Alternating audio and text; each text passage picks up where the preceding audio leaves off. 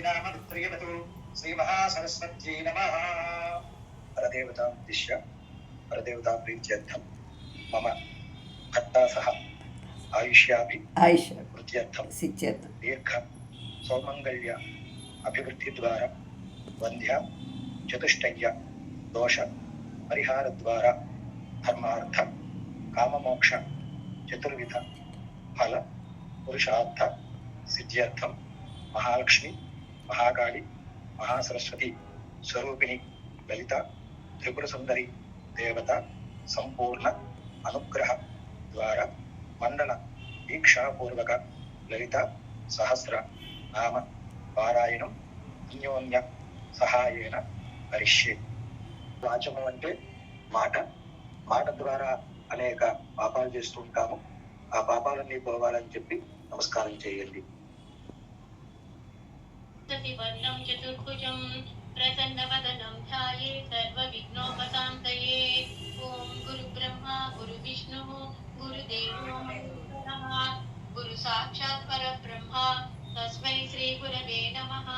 ఓం నమః ప్రణవార్థాయ శుద్ధ జ్ఞానైకమూర్తయే నిర్మలాయ ప్రశాంతాయ దక్షిణామూర్తయే నమః. ఓం జ్ఞానానందమయం భవతు మే సదా. ఓం సింధూరారుణ విగ్రహాం త్రినయనాం మాణిక్యమౌళిస్ఫురత్తారానాయక శేఖరాం స్మితముఖీం ఆపీనవక్షోరుహాం కరుణాం కరుణాం తరంగితాక్షి ధృతపాతాంకుత పుష్పబాణచాపా మణిమాధివిరావృత శ్రీ మహారాజ్ఞి శ్రీమత్సింహాసనేశ్వరి. శ్రీమాతా శ్రీ మహారాజ్ఞి శ్రీమత్సింహాసనేశ్వరి. శ్రీమాతా శ్రీ మహారాజ్ఞి శ్రీమత్సింహాసనేశ్వరి.